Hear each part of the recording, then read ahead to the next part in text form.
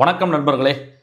இன்னைக்கு நம்ம எந்த டாபிக் பற்றி டிஸ்கஸ் பண்ண போகிறோன்னா, நேற்று வந்து சவுக்கு சங்கர் அவர்கள் வந்து ரெட்ஃப்ளிக்ஸ் சேனலுக்கு வந்து ஒரு இன்டர்வியூ ஒன்று கொடுத்துருந்தார். அந்த இன்டர்வியூவில் வந்து என்ன சொல்லியிருக்காருன்னா, தளபதி அவர்கள் வந்து ஏடிஎம்கேல வந்து அந்த துணை முதலமைச்சர்லாம் கொடுக்க மாட்டாங்க, இந்த மாதிரி ஏடிஎம்கே வந்து விஜயை வந்து சேர்க்க மாட்டாங்க, அப்படி இப்படின்னு ஒரு நெரேஷனை கிரியேட் பண்ணுற மாதிரியே வந்து ஒரு ஸ்பீச் இருந்தது. அதில் நிறைய இடங்களில் சப்போர்ட் பண்ணி பேசியிருந்தாரு, நிறைய இடங்கள்ல எல்லாமே கரெக்டாக இருந்தது. பட் ஒரு இடம் வந்து ரொம்பவே முரணாக இருந்தது. தளபதி வந்து ஏதோ ஏடிஎம்கே கிட்ட காத்துக்கிட்டு இருக்கிறதாகவும், அவங்க சீட்டுக்காக வந்து கெஞ்சிக்கிட்டு இருக்கிறதாகவும், அதே மாதிரி வந்து துணை முதலமைச்சர் கேட்டிருக்கிறதாகவும் வந்து ஒரு டிமாண்டு இவர் கேட்டதாகவும் அவங்க கொடுக்க மாட்டாங்கன்ற மாதிரி ஒரு நரேஷனை கிரியேட் பண்ணுறாங்க. எந்த இடத்திலேயும் எங்கேயுமே வந்து தளபதி அவர்கள் வந்து அந்த மாதிரியெல்லாம் எதுவுமே சொன்னதும் கிடையாது, பேசுனதும் கிடையாது. மாநாட்டில் சொன்னது தான், எங்கள் தலைவரை வந்து ஏற்றுக்கிட்டு வர யாராக இருந்தாலும் எங்கள் தலைமையில தான் வந்து ஆட்சி அமைப்போம், எங்கள் தலைமையில் வரக்கூடிய கட்சிகளுக்கு தான் வந்து கூட்டணியில் வந்து ஆட்சியிலே அதிகாரத்திலையும் பங்கு, துணை முதலமைச்சராக நாங்கள் கொடுக்கறதுக்கு தயாராக இருக்கிறோம். எந்த இடத்துலையும் வந்து நாங்கள் வந்து ஏடிஎம்கே கூட போக போகிறோம், டிஎம்கே கூட போக போகிறோம்னு எங்கேயுமே சொல்லலை. மாற்று சக்தி, முதன்மை சக்தி அப்படி சொல்லி தான் நாங்கள் கட்சியை ஆரம்பிச்சிருக்கோம் போது, நாங்கள் போய் எதுக்கு திமுகவும் அண்ணா திமுக கூட போய் கூட்டணி வைக்க வேண்டிய அவசியம் எங்களுக்கு என்ன இருக்குது? ஒன்று. ரெண்டாவது என்னென்னா, எங்கள் தளபதி வந்து தெளிவாக மாநாட்டில் சொல்லியிருந்தாரு, இந்த மாதிரி ஆட்சி அதிகாரத்தில் பங்கு நமக்கு வந்து நம்ம கட்சி அரவணைத்து வர யாருக்காக இருந்தாலும் ஆட்சி அதிகாரத்தில் பங்கு நாங்கள் தருவோன்ற மாதிரிலாம் சொல்லியிருந்தாரு. கூட்டணி ஆட்சி தான் நமக்கு இனிமேல் தமிழ்நாட்டில் எடுக்கும், கூட்டணி ஆட்சிகள் இருந்தால் மட்டும்தான் அந்த ஆட்சி என்பது கரெக்டாக நடக்கும் என்பது மாதிரிலாம் வந்து தளபதி அவர்கள் வந்து ரொம்ப தெளிவாக மாநாட்டிலே சொன்னதுக்கு பிறகும் இங்கே வந்து சவுக்கு சங்கர் மாதிரியான பத்திரிகையாளர்கள் வந்து என்னன்னா, ஏடிஎம்கே கூட எப்படியாவது விஜயை வந்து கூட்டணிக்கு இழுத்து விட வேண்டும் என்ற ஒரு காரணத்துக்காண்டி இப்படியான சில நரேஷன்லாம் கிரியேட் பண்ணிக்கிட்டு இருக்காங்க. ஏடிஎம்கேல இருக்கக்கூடிய பல முக்கிய புள்ளிகள் நம்ம கட்சியோட பேசிக்கிட்டு இருக்காங்க, தொடர்பில் இருக்காங்க. அவங்க நம்ம கட்சிக்கு வர போறாங்க, பல பேர் வந்து நம்ம கட்சிக்கு வரத்துக்கு தயாரா இருக்காங்க. அப்படி இருக்கும்பொழுது இவர் எதன் அடிப்படையில் அண்ணா அப்படி சொன்னார்ன்றது நமக்கு தெரியல. துணை முதலமைச்சராக நாங்கள் தர தயாரா இருக்கோம், எங்க தலைவரை ஏத்துக்கிட்டு வர யாராக இருந்தாலும் நாங்க துணை முதலமைச்சர் கொடுக்கிறதுக்கு தயாராக இருக்கிறோம், எங்கள் தலைமையில் தான் தனித்து தான் போட்டி என்பதை இந்த இடத்துல நான் வந்து அழுத்தம் திருத்தமா தெளிவா சொல்லிக்க விரும்புறேன். அதுக்கப்புறம் நம்ம நண்பர் வந்து ஏதோ என்கிட்ட சில கேள்விகள் கேட்கணும்னு ஆசைப்பட்டாரு. கேளுப்பா, என்ன கொஸ்டின்ஸ் உனக்கு? சோஷியல் மீடியா ஃபுல்லாக செமையாக ட்ரெண்ட் ஆகிட்டு இருக்கீங்க, என்ன விஷயம் பார்த்தீங்களா? அதெல்லாம் என்ன ட்ரெண்டிங்? என்ன நம்ம எப்பவுமே ட்ரெண்டிங் தானே, தளபதி கட்சியே ட்ரெண்டிங் தான், தொண்டர்களும் ட்ரெண்டிங் தான், தோழர்களும் ட்ரெண்டிங் தான். எந்த ட்ரெண்டிங் எப்படி கேட்குறேன்? லெஃப்ட் பாண்டியான வீடியோலாம் ரீசெண்டாக நிறைய ட்ரெண்ட் ஆகுது, அதையாச்சும் பார்த்தீங்களா? ஓ, நீங்கள் அந்த ட்ரெண்டிங்கை கேட்குறீங்களா? என் வீடியோ கூட தான் ட்ரெண்ட் பண்ணிட்டு இருந்தாங்க. அதை தான் நான் சொன்னேன். திமுகவோட ஐடி விங்கிற்கு வந்து என்னன்னாங்க, என்ன ஆயுதத்தை கையில் எடுக்கணும், அட்டாக் பண்ணுறதுக்கு என்ன பண்ணணும்னு தெரியாமல் அவங்க வைக்கக்கூடிய ஒரு மிகப்பெரிய அவதூறாக இருக்கிறது எதுவாக பார்த்தீங்கன்னா அபியூசஸ் தான். அவங்களுக்கு அது ரொம்ப கைவந்த கலை.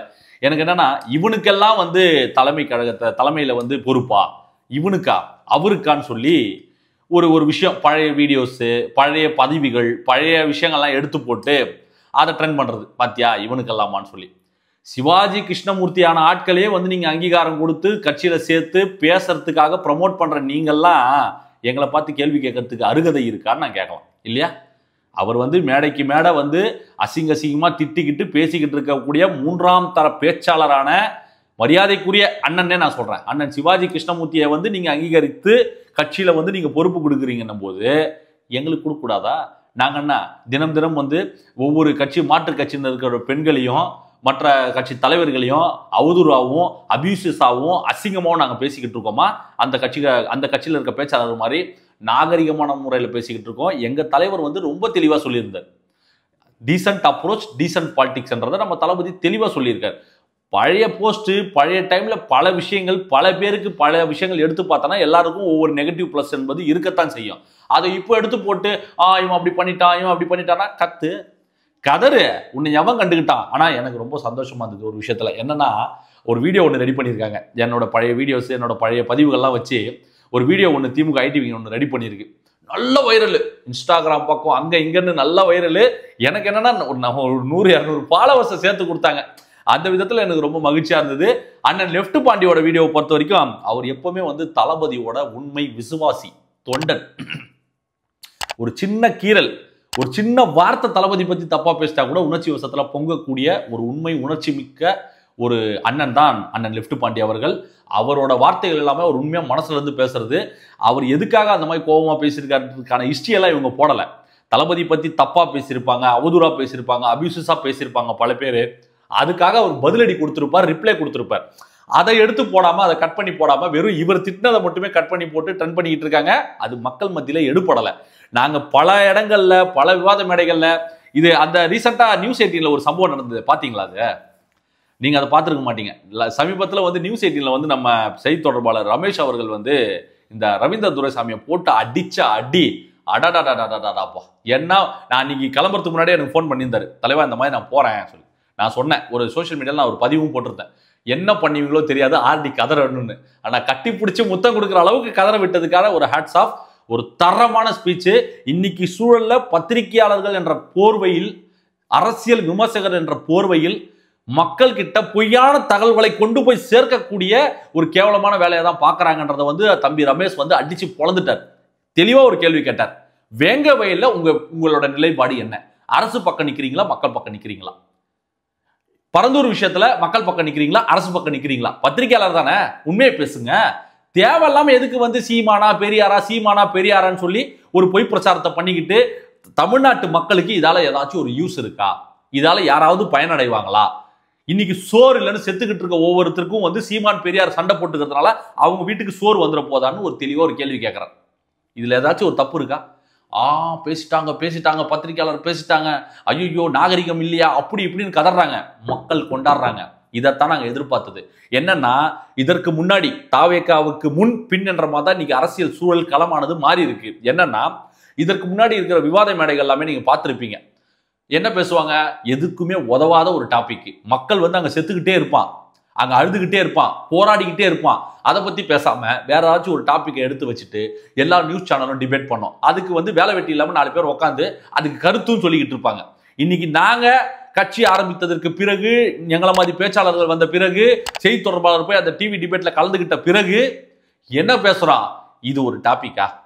இது நமக்கு தேவையா? இன்னைக்கு இது ரொம்ப தேவையான பிரச்சனையா? மக்கள் அங்க போராடிக்கிட்டு இருக்கான், அதை பத்தி பேசுங்களேன், அதை பேசு பொருளாக்குங்கன்னு ஒரு கேள்வி கேட்கும் பொழுது ஆங்கரோட சேர்த்து எல்லாருக்கும் ஒரு கோபம் வருது. இதை தான் இன்னைக்கு எதிர்பார்த்தோம். இதுதான் நாங்க வந்து மாநாட்டிலே சொன்னோம், மாற்றத்திற்கான கட்சி 10ஓட 11 நாங்க கிடையாது, மாற்றத்துக்காக தான் நாங்க வரோன்றதை வந்து தளபதி அவர்கள் தெளிவா சொன்ன மாதிரி தான் எங்களோட ஒவ்வொரு நகர்வுகளும். ஏன் இதுக்கு நான் பதிலடி ட்விட்டர்லேயே கொடுத்துருக்கலாம், ட்விட்டர்லேயே நான் வந்து அவங்களை அடிச்சிருக்கலாம், அவங்க கூட மல்லுக்கு போயிருக்கலாம். நோ யூஸ், பிரயோஜனமே கிடையாது. நீங்க ஒன்றும் கிடையாது. அவங்க அதை பத்தி பேசலாம், நீங்க வேங்க வயல் இஷ்யூ எடுத்து போடுங்களேன், பரந்தூர் இஷ்யூ எடுத்து போதுங்களேன், வாயை முட்டு கம்னு போயிடுவானுங்க. ஏன்னா நீங்க நாகரிகமான முறையில வேலிடான கொஸ்டின்ஸை ரைஸ் பண்ணும்போது அவங்க கிட்ட பதில் இல்லை. அவங்க கிட்ட இருக்கிறது என்னது? அபியூஸ் பண்றது, திட்டுறது, சிறுமைப்படுத்துறது, பெண்களாக இருக்கட்டும் ஆண்களாக இருக்கட்டும் எல்லாருமே வந்து கார்னர் பண்ணி அசிங்கப்படுத்துறது. எங்களுக்கு அதை பத்தி கவலையே கிடையாது. எவ்வளோ கோட்ஸ், எவ்வளோ ரிப்ளேஸ், எவ்வளோ மெசேஜ் வந்திருக்கு. நான் ஒன்றத்தை கூட பார்த்துருப்பேன் நினைக்கிறீங்க?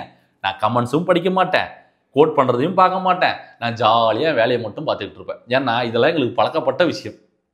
இவனை போயிட்டு த்ரெட்டன் பண்ணுங்க, இந்த வீடியோ ஷேர் பண்ணுங்க, உளவியலா ராம்குமார் பாதிக்கப்படணும், ஒன்றும் பண்ண முடியாது ராஜா. ஏன்னா எனக்கு இதெல்லாம் வந்து ஒரு என்டர்டைன்மெண்ட் கேட்டகரியில் ஒரு ஃபன்னாக தான் நான் எடுத்துப்பேன். எனக்கு ரீச்சு நெகட்டிவ் ரீச்சாக இருக்கட்டும், பாசிட்டிவ் ரீச்சாக இருக்கட்டும். உங்களுக்கு அதாவது தலைவன் மூலியமா எனக்கு ஒரு பாசிட்டிவ் ரீச் கிடைக்குது, உங்க மூலியமா ஒரு நெகட்டிவ் ரீச் கிடைக்குது, ஏதோ ஒன்று ரீச் கிடைக்குதா, எனக்கு அது போதும்னு சொல்லிட்டு நான் கடந்து போவேனே தவிர உங்க கூட உங்களுக்கு சரிக்கு சமமா உட்காந்து பேசுற அளவுக்கு நீங்க ஒரு கரெக்டான வாதத்தை எடுத்து வைக்கல, அவ்வளோ ஒர்த்தும் நீங்க கிடையாது. அதனால நம்ம கடந்து போறது. லெஃப்ட் பாண்டி அண்ணனும் இருக்கட்டும், அவரும் கரெக்டான விஷயத்தை தான் பண்றாரு. அவங்கெல்லாம் கள போராளிகளுங்க, களத்துல மக்களுக்காக போராடிக்கிட்டு இருக்காங்க, மக்கள் பிரச்சனை பத்தி பேசிக்கிட்டு இருக்காங்க. தினம் தினம் வெல்ஃபேரு, அவங்களுக்கான சேவைகள்னு சொல்லி மக்களை நோக்கி அவங்க பயணிக்க ஆரம்பிச்சிட்டாங்க. நீ இப்படியே சோசியல் மீடியால கத்திக்கிட்டு இருங்க, கம்பு சுத்திக்கிட்டு இருங்க. 26 கூப்பு உறுதி. எப்படி கூப்பு உறுதி? அது நிச்சயமாக நடக்கத்தான் போகுது, நீங்க பார்க்க தானே போறீங்க. வேற ஏதாவது கேள்விகள் இருக்கா நண்பரே? வேற எந்த கேள்வியும் இல்லையா? சரி, ஓகே கைஸ், பாருங்க, வீடியோ பாருங்க, சப்ஸ்கிரைப் பண்ணுங்க, சப்ஸ்கிரைப் பண்ணி வீடியோலாம் ஷேர் பண்ணுங்க. நிறைய ஆதரவு கொடுத்துக்கிட்டு வரீங்க. நிறைய சப்ஸ்கிரைபர் சொல்லும் போது நிறைய பேர் வந்து என்னோட வார்த்தையை மதித்து சப்ஸ்கிரைப் பண்ணுவதற்கு எல்லாருக்குமே ரொம்ப ரொம்ப நன்றி. தொடர்ந்து சப்ஸ்கிரைப் பண்ணுங்க, வீடியோ ஷேர் பண்ணுங்க. உங்களோட உதவி ரொம்ப ரொம்ப எனக்கு தேவைப்படுகிறது. மீண்டும் ஒரு வீடியோவோடு உங்களை வந்து நான் சந்திக்கிறேன். நன்றி, வணக்கம்.